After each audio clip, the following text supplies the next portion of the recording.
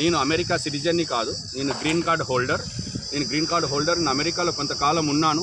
నాకు ఎంతసేపు నాకు భారతదేశం మీద ప్రేమ చాలా చాలా ఉండేది. ఈ దేశ ప్రజలకు సేవ చేయాలన్న కాంక్ష చాలా బలంగా ఉండడం వలనే ఆడ నాకు లైఫ్ చాలా బాగుంది. అయినా కూడా వదిలేసుకొని నేను ఈ రాజకీయం మన ఇండియాకి వచ్చి రాజకీయంలోకి రావడం జరిగింది. ప్రజలందరికీ నమస్కారములు. నా పేరు గుర్రపు మచ్చందర్. నేను ఆల్ ఇండియా ఫార్వర్డ్ బ్లాక్ అభ్యర్థిగా ఎంపీగా పోటీ చేస్తున్నాను. నా పార్టీ యొక్క గుర్తు సింహం గుర్తు. ఇది బ్యాలెట్ పేపర్లో 5వ నంబర్లో ఉంది. 5వ వరుసలో ఈ సింహం గుర్తు ఉంటుంది. నేను రాజకీయంగా ఎంపీగా ఎందుకు పోటీ చేస్తున్నాను అంటే, మనకు ఇదివరకు ఎన్నుకోబడ్డ ప్రజాప్రతినిధులు కానీ ఇతర కేంద్ర ప్రభుత్వం కానీ పేద ప్రజల గురించి ఏనాడు ఏమీ ఆలోచించలేకపోతుంది. ఎంతసేపు ఎన్నుకోబడ్డ ఎంపీలు పార్టీ కార్యక్రమాల్లో నిమగ్నమై ఉంటున్నారు తప్ప ప్రజల సమస్యల మీద ఏనాడు వాళ్ళు చిత్తశుద్ధిగా పనిచేయలేకపోతున్నారు. దాని వలన మన భారతదేశంలో పేదరికం అనేది ఇంకింత పెరుగుతూ ఉంది. ఎంతోమంది నిరుపేదలు ఉన్నారు. వాళ్ళకు కనీస ఉపాధి కూడా మనం కలిగించలేకపోతున్నాం. దాని వలన వాళ్ళు చాలా అవస్థలు పడుతున్నారు. ఇది గమనించే ఈ వ్యవస్థను మార్చాలి అన్న ఉద్దేశంతోనే నేను ఒక ఎంపీగా పోటీ చేయడానికి నిర్ణయించుకొని ఇప్పుడు బరిలో నిలబడ్డాను.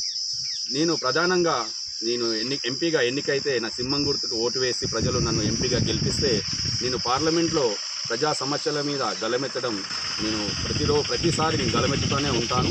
ఏ బిల్లు పైన కూడా నేను చర్చలో పాల్గొంటాను. అంతేకాకుండా పార్లమెంట్లో పెట్టే ఏ బిల్లు అయినా కూడా పేద ప్రజల సంక్షేమం కోసం ఉండాలి, భారతదేశ అభివృద్ధి కోసం ఉండాలి తప్ప ఓటు బ్యాంకు బిల్లులు ఏది వచ్చినా ప్రజలందరి మద్దతుతో అడ్డుకొని తీరుతానని కూడా విన్నవించుకుంటున్నాను. మనం ప్రధాన లక్ష్యం ఈ 5 సంవత్సరాలు మన దగ్గరున్న అట్టడుగున ఉన్న పేదవారిని బాగు చేయడానికి మాత్రమే మనం కృషి చేయాలి తప్ప ఎలాంటి రాజకీయాల కోసం కానీ మనం పార్లమెంటు వ్యవస్థను దుర్వినియోగం చేయకుండా శాయశక్తుల కృషి చేస్తానని కూడా మనవి చేస్తున్నాను. ప్రజలు కూడా చాలా విసిగిపోయారు. ఇదివరకు ఎన్నుకోబడ్డ ముఖ్యంగా 2 ఎంపీల పైన చాలా విసిగిపోయారు. ప్రధానంగా సురేష్ శెట్కర్ గారు 5 సంవత్సరాలు కేంద్రంలో కాంగ్రెస్ గవర్నమెంట్ అధికారంలో ఉన్నప్పుడే 1-2 అరకొర పనులు తప్ప ఏమాత్రం పేదవాళ్లకు కానీ ఈ ప్రాంతానికి కానీ ఎలాంటి అభివృద్ధి కార్యక్రమాలు చేయలేకపోయారు. ఒక్క పరిశ్రమ కూడా చేయలేకపోయారు. బీబీ పాటిల్ గారు కూడా 10 సంవత్సరాలు ఎంపీగా ఉండి కూడా ఈ ప్రాంతాల్లో ఎప్పుడూ కనిపించలేదు. అతను ఎంతసేపు ఆయన కాంట్రాక్టుల కోసం, ఆయన ఆస్తులు కాపాడుకోవడం కోసం, ఇక్కడ ల్యాండ్స్ కొనడం కోసమే పనిచేశాడు తప్ప ఏనాడు పార్లమెంట్లో మాట్లాడింది కూడా లేదు. అలాంటి ఎంపీల వల్ల ఎలాంటి ఉపయోగం లేదు అని ప్రజలు గ్రహించారు. వాళ్లకు తప్పకుండా ఓడిస్తాము అని కూడా నాకు చెప్తున్నారు. నా ప్రచారంలో భాగంగా చాలామంది ఆ మాట అన్నారు. అంతేకాకుండా కేసీఆర్ గారు కూడా కొన్ని పేద ప్రజలకు, అట్టడుగునున్న పేద ప్రజలకు ఆయన ఏమీ చేయలేకపోయారు అన్న భావన చాలా ఉంది. ఇప్పుడు మీరు చూస్తుంటే రైతు బంధు కూడా ఆల్రెడీ బాగా పొలం ఉన్న వాడికి దక్కింది కానీ గుంట భూమి లేని వాడికి కానీ తక్కువ పొలం ఉన్న వాడికి కానీ ఏ విధంగానూ ఆర్థికంగా కేసీఆర్ ప్రభుత్వం కూడా 10 ఏళ్లలో ఏమీ చేయలేకపోయింది.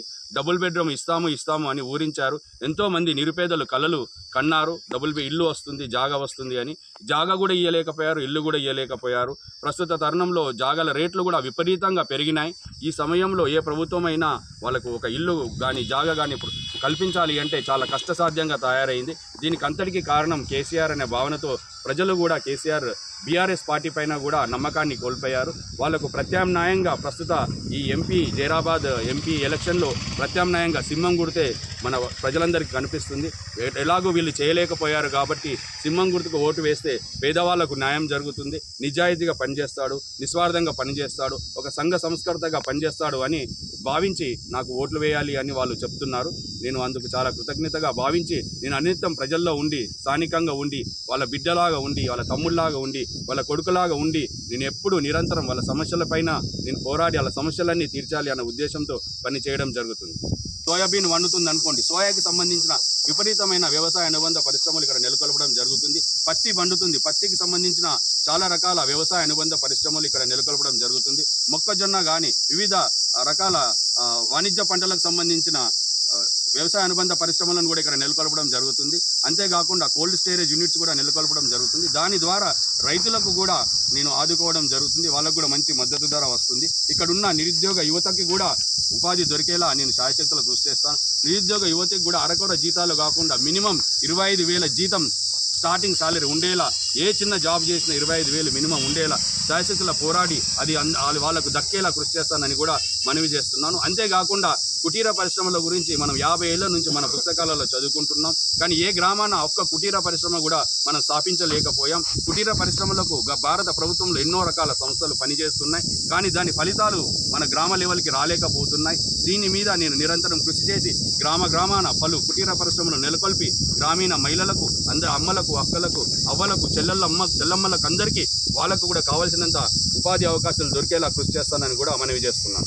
ఎంతసేపు ఓటు బ్యాంకు బిల్లులు తెచ్చాడు తప్ప 370 బిల్లు తెచ్చాడండి. 370 బిల్లు వల్ల ఈ పేదవాడికి ఏం సంబంధం ఉంది? లేనిపోని కొట్లాటల వల్ల చైనాతోని మనకు ఒక శత్రుత్వం అనేది ఏర్పడింది. దాని ద్వారా కొంత భూమి కూడా వాళ్ళు ఆక్రమించుకున్నారు కాశ్మీర్లో, లడక్ ప్రాంతంలో. అంతేకాకుండా మన సైనికుల ప్రాణాలు కూడా కోల్పోయాం. లేనిపోని బిల్లులు, ఓటు బ్యాంకు బిల్లుల వల్ల ఓట్ల కోసం తెస్తున్న బిల్లులు ఉన్నాయి తప్ప పేదవాళ్లకు ఎలాంటి బిల్లు మోడీ గారు తేలేకపోతున్నారు. అంతేకాకుండా విపరీతమైన MSME micro small medium enterprises అని ఒక బిల్లు తెచ్చారు. దాని ద్వారా లోన్స్ ఇవ్వడం జరుగుతుంది. ఆ లోన్లు కూడా ఉన్నవాడికే దక్కుతుంది తప్ప పేదవాడికి ఒక్క లోన్ కూడా ఇవ్వలేకపోయింది మోడీ గవర్నమెంట్. వీళ్ళ వైఫల్యాలు అనంతం. ఏది చేసినా ఓట్లను దృష్టిలో పెట్టుకొని ఆ విధంగా ఈ వ్యవస్థను నడిపిస్తున్నారు. మీరే గమనించండి. ఇంచుమించు భారతదేశంలో 450 ఎమ్మెల్యేలను మోడీ గవర్నమెంట్ కొన్నది. ఆ ఎమ్మెల్యేలను కొనడానికి ఇంచుమించు 22,000 కోట్ల రూపాయలను ఖర్చు పెట్టింది. అంటే ఈ దేశంలో ఇప్పుడు కొన్ని 15 గవర్నమెంట్లను వడగొట్టిందండి. ఇప్పుడు మోడీ గవర్నమెంట్ ఉంది. ఇప్పుడు వాళ్ళది నడుస్తుందేమో. ఎప్పుడో ఒకసారి కాంగ్రెస్ ప్రభుత్వం కూడా అధికారంలోకి వచ్చే అవకాశం ఉంది. వాళ్ళు కూడా దీనికి 10 ఉన్న బీజేపీ ఎంపీలు అందరూ కూడా కొనడానికి వాళ్ళు కూడా ఎప్పుడు వెనదిరగడానికి చూడరు. దీని వలన అశాంతి అనేది మన ప్రజాస్వామ్య దేశంలో పెరిగిపోతుంది. అన్యాయం అనేది పెరిగిపోతుంది. అధర్మం అనేది పెరిగిపోతుంది. నైతికంగా ఎవరు కూడా పనిచేయలేకపోతారు. ఇలాంటిది నేను నిరోధించాలి అన్న లక్ష్యంతో కూడా నేను మోడీ గారిని కోరుతున్నాను. ఇలాంటి అధర్మ పనులు రామరాజ్యం అనుకొని నువ్వు చెప్పుకొని మనం ప్రచారం చేసుకుంటారు మోడీ గారు. రామరాజ్యం అన్నప్పుడు ఇలాంటి అన్యాయమైన అధర్మమైన పనులకు పూనుకోకూడదని నేను మోడీ గారిని కోరుతున్నాను. అంతేకాకుండా మోడీ గారు మొన్న ఇక్కడ మన కాన్స్టిట్యుయెన్సీలో ఒక సభ పెట్టారు జోగిపేటలో. ఏమంటారంటే ఆర్ఆర్ ట్యాక్స్ ఉంది అంటారు. ఆర్ఆర్ ట్యాక్స్ అంటే ఏంది? రేవంత్ రెడ్డి ట్యాక్స్, రాహుల్ గాంధీ ట్యాక్స్ ఉందా అండి? ఆర్ఆర్ ట్యాక్స్ ఉందా మన రాష్ట్రంలో? లేదు. లేని దాన్ని అసత్య ప్రచారాలు చేస్తారు. ఏమన్నంటే బీఆర్ఎస్ కాంగ్రెస్ దోస్తీ అంటారు. బీఆర్ఎస్ వాళ్ళేమో కాంగ్రెస్ బీజేపీ దోస్తీ అంటారు. ఇలాంటి లేనిపోని అసత్యాలు ప్రచారం చేసి జనాలను కన్ఫ్యూజన్ చేసి తికమక చేసి ఓట్లు దండుకొని అధికారం చేపట్టాలన్న లక్ష్యంతోనే పనిచేస్తున్నారు తప్ప అసలు ఏమి చేస్తాం? మేము పేదవాళ్ళు ఎంతమంది ఉన్నారు, వాళ్ళకి ఏం చేస్తాం, ఏ విధంగా వాళ్ళని బాగు చేస్తాం, దేశానికి ఏ విధంగా సేవ చేస్తాం అన్న ఆలోచన ఏనాడు లేదు. జీడీపీ కూడా నేను 3వ ఆర్థిక వ్యవస్థగా తయారు చేస్తా భారతదేశాన్ని అంటున్నాడండి. మన జీడీపీ మన్మోహన్ సింగ్ ఉన్న గవర్నమెంట్ నుంచి ఆ జీడీపీ అదే విధంగా కొనసాగితే 5 సంవత్సరాల క్రితమే భారతదేశం 3వ అతిపెద్ద ఆర్థిక వ్యవస్థ అయ్యేది. అది కాలేదు, ఇంకా ఇప్పటికీ కాలేదు. ఆనే వాళ్ళే 5 సార్లకే బాధ చేస్తా అంటాడు. అంటే 10 ఏళ్లలో ఏం చేశారు మోడీ గారు అని ఒకసారి ఆలోచించాలి. దేశానికి ఏం సేవ చేశారు? పేదరికాన్ని ఏమైనా నిర్మూలించారా? జాబులు ఏమైనా ఇప్పించారా? నల్లధనాన్ని రూపుమాపుతా అని మన నోట్ల బ్యాన్ చేశారు. దాని వలన ఎన్నో రకాల ఇంకా అన్యాయాలు పెరిగిపోయాయి. డీజిల్ ధరలు కూడా ఆకాశాన్ని అంటున్నాయి. అన్ని పెట్రోల్ ధరలు కూడా ఆకాశాన్ని అంటున్నాయి. దాని ద్వారా నిత్యావసర ధరలు కూడా ఆకాశాన్ని అంటున్నాయి. ఏ విధంగా మోడీ గారు ఈ భారతదేశాన్ని అభివృద్ధి చేశారు, ఏ విధంగా భారతదేశానికి సేవ చేశారు మోడీ గారు ఆలోచించాలి. ఇలా చెప్పుకుంటూ మోడీ చేసిన తప్పులు 1000 ఉన్నాయండి. ఈ 1000 రకాల తప్పులు, అవే నాకు ఆయుధాలు. కేసీఆర్ గారు కూడా పేదవాళ్లకు డబుల్ బెడ్రూమ్ ఇప్పించలేకపోయారు. అట్టర్ ఫ్లాప్ అయ్యారు. దాని వలన పేదవాళ్ళ కళ కూలిపోయింది.